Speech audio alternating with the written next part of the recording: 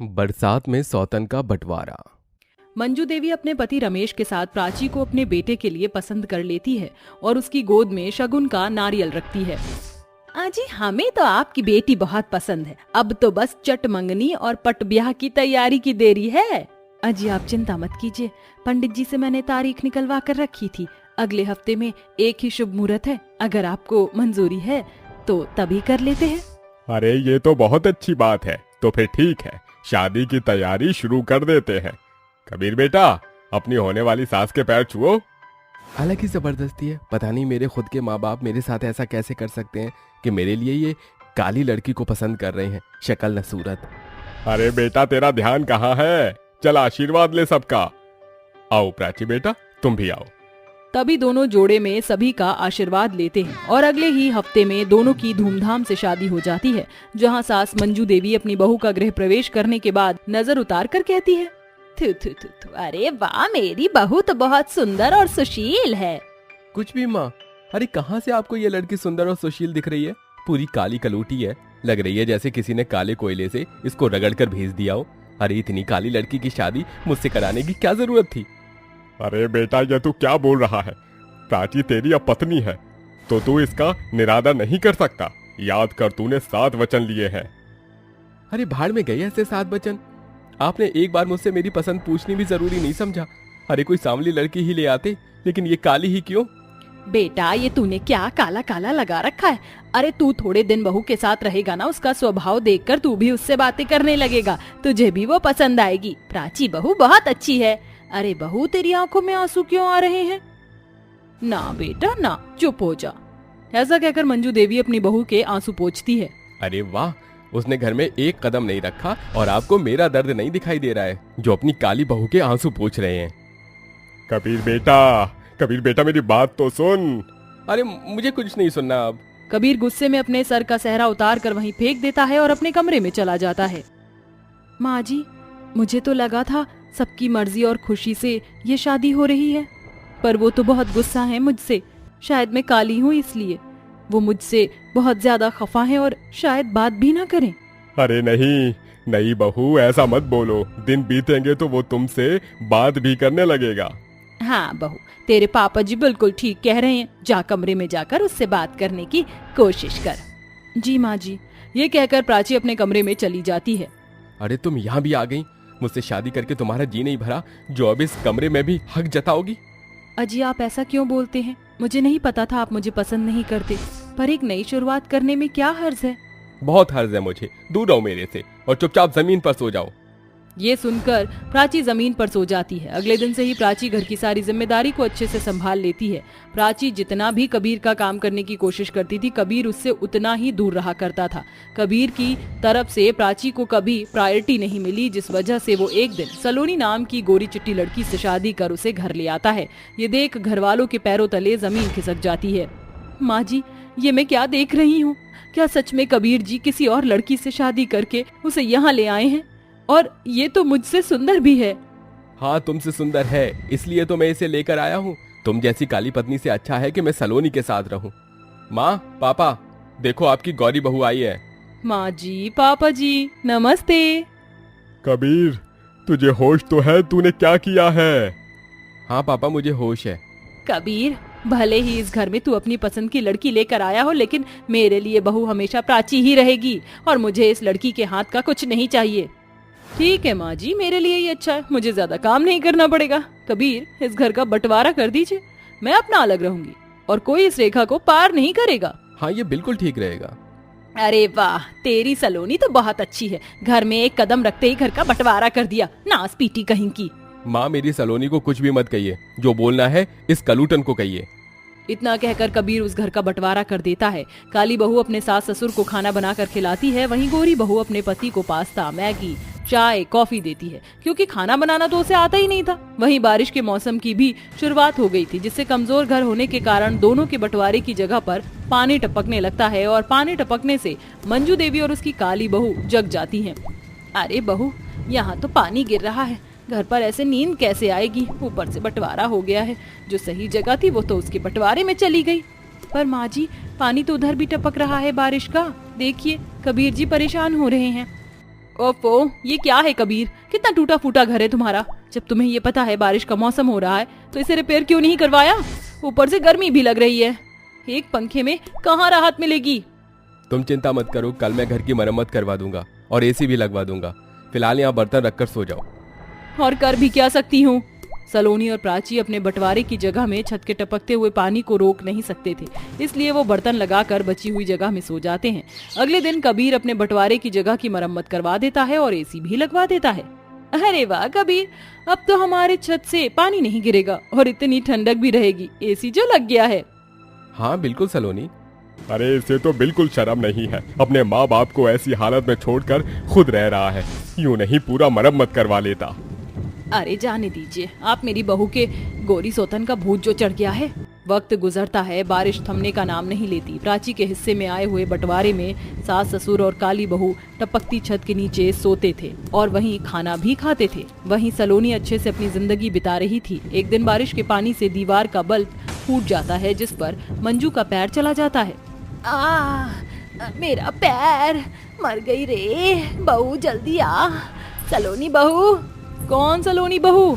आपको तो मेरे हाथ का कुछ भी नहीं चाहिए ना, तो मदद भी क्यों करूं, ऐसे ही परेशान होइए। हे भगवान माँ जी, ये आपको क्या हो गया? कांच का टुकड़ा। सलोनी, तुम्हारी बंटवारे की जगह का बल्ब फूट गया। माँ जी तुम्हारे सामने है, क्या तुम उनकी मदद भी नहीं कर सकती? क्यों करूं, मर जाए करंट लगकर, एक कांच का टुकड़ा ही तो है, क्या हो गया? वैसे भी मुझे कोई मतलब नहीं है। ये सुनकर कबीर एक जोर का थप्पड़ सलोनी को मारता है। तुम्हारी हिम्मत कैसे हुई मेरी माँ के बारे में इतना बुरा बोलने की? हाँ तो मैंने गलत ही क्या बोला है? तुम्हारा एक छोटा सा घर, अरे दम घुटता है मेरा इस टूटे फूटे मकान में। ये भी कोई जिंदगी है? पता नहीं कहाँ गरीब लोगों के बीच में आ गई। हाँ तो ठीक है, मैंने तुम्हारे साथ कोई जबरदस्ती नहीं की थी कि मेरे गरीब घर में रहो। एक तो तुमने आते ही बंटवारा करवा दिया, ऊपर से खाना बनाकर देती नहीं हो, और इतना सुनू भी तुम्हारी। ऐसा है, जो मेरी माँ की इज्जत नहीं कर सकता उसे मैं अपनी पत्नी नहीं मान सकता। इससे अच्छा तो प्राची है, जिसने आज तक कभी मेरे मम्मी पापा को किस चीज की कमी नहीं होने दी। माँ, मुझे माफ कर दो। माँ कहाँ है? प्राची बहू से डॉक्टर के पास ले गई है। हाँ तो ठीक है, मैं भी जा रही हूँ यहाँ से हमेशा के लिए। रहो अपनी काली बीवी के साथ, और ये लो अपना बकवास मंगलसूत्र। सलोनी वह मंगलसूत्र कबीर के ऊपर फेंक कर अपना बैग लेकर चली जाती है। वहीं प्राची अपनी सास को डॉक्टर के पास ले जाकर उसकी पट्टी करवाती है, जिसके बाद कबीर उनके पास पहुंचकर दोनों से माफी मांग लेता है और प्राची के साथ एक नई जिंदगी की शुरुआत करता है। और अरविंद के 5 बेटे थे। हाल ही में उसके 2 बड़े बेटों की शादी काले रंग की रजनी और किंजल से हुई थी, जो कि बहुत मेहनती और सर्वगुण संपन्न बहू थी। वहीं बाकी तीनों बेटों की बहुएं आरुषि, रोहिणी, काव्या थी, जो कि अमीर, गोरी और घमंडी थी। शादी के अगले दिन कमला कहती है, रजनी, किंजल बहू, घर का सारा काम तुम दोनों ही देखोगी। झाड़ू, पोछा, बर्तन, खाना, हर चीज तुम ही देखोगी, इसलिए टाइम से सारा काम हो जाना चाहिए। जी माँ जी। माँ जी, पहली रसोई में हम पूरी कचौरी, खीर, कोफ्ता बना लें? हाँ बना लो, पर अपनी काली शक्ल की तरह खाने को जलाकर काला मत कर देना। माँ जी, उसकी नौबत नहीं आएगी, हम दोनों बहुत अच्छा खाना बनाते हैं। और माँ जी, तीनों देवरानियाँ हमारे साथ खाना बनवाने में मदद भी नहीं करेंगी। हम यहाँ नौकरानी का काम करने के लिए आए हैं? इतने बड़े घर से आई हैं तो यहाँ ऐसी फालतू की रस्म नहीं करेंगे। वही तो, और हम यहाँ अपने नाखून नहीं घिसने आए। पता भी है कितना महंगा है, नेल एक्सटेंशन करवाया है। तुम दोनों की तरह खाना बनाकर काली हो गई तो हम तुम्हारी तरह अपनी शक्ल नहीं करना चाहते, समझी? बिल्कुल ठीक बोली मेरी बहू, अब जाकर काम करो। दोनों बहू को काली रंगत का ताना चुभता है, जिस कारण वो अपनी नम आंखों को उनके सामने जाहिर नहीं होने देती और उस दिन के बाद से चुपचाप घर का सारा काम खुद ही करती। ऐसे ही एक दिन घमंडी गोरी बहू आरुषि कहती है, ओहो काली जेठानी जी, कहाँ मर गई आप? अरे मेरा नाश्ता दीजिए। ये रहा आरुषि, मुझे पता है तुम्हें सुबह सुबह अपना नाश्ता चाहिए, इसलिए मैंने फटाफट बना लिया। अच्छा, मैंने भी आपसे कहा था कि मेरा होममेड फेस मास्क बना दीजिए, बनाया आपने? कल जो सामान लाकर दिया था, फ्रूट्स वगैरह। अरे हाँ रोहिणी, मैंने बहुत अच्छा फेस मास्क बनाया है और इसमें विटामिन ई के कैप्सूल भी डाल दी, देखना तुम्हारे चेहरे पर बहुत ज्यादा ग्लो आ जाएगा। हाँ मुझे पता है, ऐसे क्यों बोल रही हो, खुद तो काली हो। वैसे अगर फेस मास्क बचेगा तो थोड़ा सा आप भी लगा लेना। अरे पर क्या फायदा, रहेंगी तो हमारी दोनों जेठानी काली की काली। मेरी दोनों दीदी का काम तो हो गया, मेरा काम करने अलग से नौकर आएंगे क्या? कहाँ है मेरा कॉर्नफ्लेक्स स्ट्रॉबेरी डालकर, लाओगी या नहीं? अरे छोटी, तुम चिंता क्यों करती हो, मैं हूं ना। देखो तुम्हारा फेवरेट ब्रेकफास्ट रेडी है, खाकर बताओ कैसा बना है। खाना तो अच्छा बना लेती हैं आप काली जेठानी जी। कभी कभी तो मुझे आप पर तरस आ जाता है कि आपको ना सुनाऊं, पर क्या करूं, मनहूस शक्ल देखकर सुनाने का मन करता ही है। तभी पांचों बहुओं के सास ससुर कमला और अरविंद आकर कहते हैं, अरे रजनी बहू, किंजल बहू, सारी खातिरदारी तुम्हें अपनी देवरानी की ही करनी है या अपने सास ससुर को भी खाना खिलाना चाहते हो? नहीं नहीं पापा, ऐसा कुछ नहीं है, आपका नाश्ता तैयार है, आप दोनों आ जाइए। अगर तुम दोनों काली कलूटी ने कुछ बनाया नहीं होता ना, तो मैं तुम्हारा पेट भर देती ताने सुना सुना कर। अरे आ जाओ मेरी तीनों गोरी बहू, साथ में नाश्ता करते हैं। ये सुनकर सभी एक साथ नाश्ता करते हैं और काली बहुएं उन्हें खाना परोसती हैं। कुछ देर बाद सास कमला कहती है, अरे ओ रजनी, किंजल, कलूटन इधर आओ। जी माँ जी, कहिए। ओ माँ जी की बच्ची, अचार बनाया था, कहाँ है? ऊपर ही पड़ा है क्या? हाँ माँ जी, दोबारा से रख दिया था छत पर। माँ जी, ये रहा आपका अचार। अगर अभी मैं नहीं देखती तो बारिश में सारा अचार खराब हो जाता। पता भी है आपको बारिश शुरू हो गई है और ये दोनों काली महारानियां यहाँ हैं। ए भगवान, सत्यानाश तुम्हारा, कमबख्त कहीं की काली कलूटन, इतने दिन की सारी मेहनत खराब हो जाती और मेरे मसाले वगैरह पैसे सब डूब जाते। लेकिन माँ जी, जब हम ऊपर थे तो धूप बहुत तेज हो रही थी। ज्यादा जुबान न चला मेरे सामने। देखो बारिश के पानी से खिड़की से पानी अंदर आ रहा है, सफाई करो उसकी। अरे बारिश हो रही है क्या? चलो चलो बारिश में भीगने चलते हैं, बहुत मजा आएगा। अरे बारिश का मौसम हो रहा है और हम पकौड़े न खाएं। किंजल बहू, जाओ बना कर ले आओ। जी पापा जी। बारिश को देखकर कमला की तीनों गोरी बहू बारिश में जाकर मजे करते हुए भीगती हैं। वहीं एक बहू पकौड़े तलकर सास ससुर को खिला रही थी, तो दूसरी काली बहू बारिश के आते पानी को साफ कर रही थी। फिर रजनी रसोई में जाती है। बारिश का मौसम है, तुझे बारिश पसंद है क्या किंजल? मुझे बारिश बहुत पसंद है। जैसे ही माँ जी और पापा जी पकौड़े खा लेंगे तो मैं भी भीगने जाऊंगी, बहुत मन है। हम दोनों साथ में चलेंगे। सास को पकौड़े देते हुए, मम्मी जी, पापा जी, आपको कुछ और चाहिए क्या? और पकौड़े लाऊं? इतनी जल्दी क्यों हो रही है? तुझे कहीं जाना है क्या? चुपचाप और पकौड़े ला, पनीर के। जी माँ जी। इसके बाद किंजल फटाफट सास ससुर को पकौड़े खिलाती है। दोनों छत पर जाती है। इतने में बारिश बंद हो जाती है। ओफो, ये क्या, हमारे आते ही बारिश बंद हो गई। हमारी ससुराल में पहली बारिश में भीगने का सपना अधूरा रह गया है। आप दोनों इतनी काली जेठानी हो, क्या चाहती हो? बारिश में भीगने की तलब तो ऐसे हो रही है जैसे बारिश के पानी से गोरी हो जाओगी हमारी तरह। क्या लाइन मारी है दीदी आपने। इन काली जेठानी के साथ तो ऐसा ही होना चाहिए। वैसे बारिश में भीगने का बहुत मजा आया। ले ले ले हमारी बेचारी जेठानी। अगर तुम तीनों का हो गया हो तो शांत हो जाओ। जैसे तुम्हारा मन करता है भीगने का, वैसे ही हमारा भी मन करता है। बिल्कुल सही बोला रजनी तुमने। ये कहकर दोनों नीचे वापस चली जाती हैं। ऐसे ही मॉनसून का मौसम था तो रोज बारिश आया करती थी और कुछ मेहमान भी घर पर आते थे, जिसका आओ भगत वो दोनों काली बहुएं कर रही थी। उनके आने से घर जो बरसात की कीचड़ होती थी उन्हें वो दोनों ही साफ करती थी और तीनों गोरी बहू आराम से एसी में पड़ी रहती थी या बारिश में मजे करती थी। महीना गुजर जाता है। किंजल, कितना समय हो गया है, इतने दिन से अभी तक एक बार भी बारिश में भीग नहीं पाए। बस हमेशा काम काम काम करते रहो। बिल्कुल ठीक बोला दीदी आपने। और मैंने तो न्यूज में सुना था कि आज एक बार और बारिश आएगी, फिर काफी दिन तक नहीं आने वाली। फिर तो हमें आज ही भीगना चाहिए। फिर दोनों बहू छत से कपड़े ही उतार रही थी कि बारिश आ जाती है। अरे वाह, बारिश आ गई, अब तो हम भीगेंगे इसमें। पर उससे पहले ये सूखे कपड़े हमें नीचे रखने चाहिए। चलो जल्दी से चलते हैं।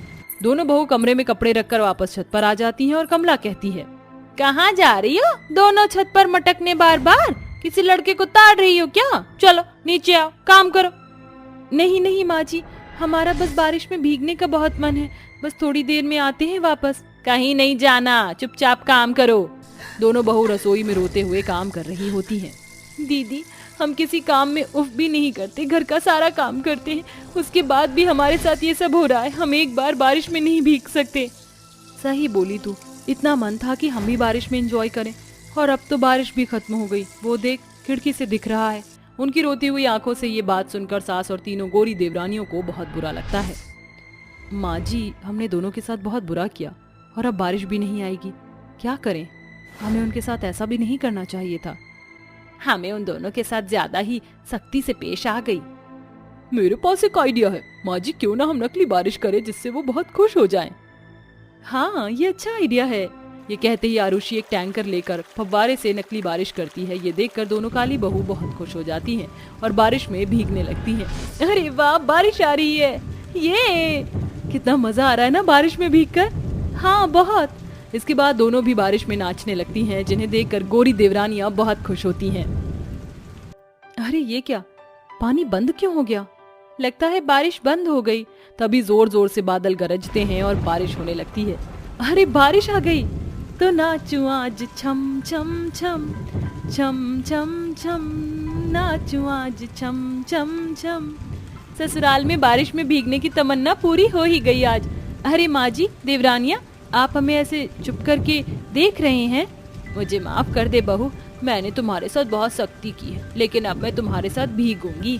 कोई बात नहीं माँ जी। ऐसा कहकर सास और तीनों देवरानियां अपने दोनों काली जेठानी से माफी मांगती हैं और उनके साथ बरसात में मस्ती करने लगती हैं। फिर वो सब खुशी खुशी रहने लगते हैं।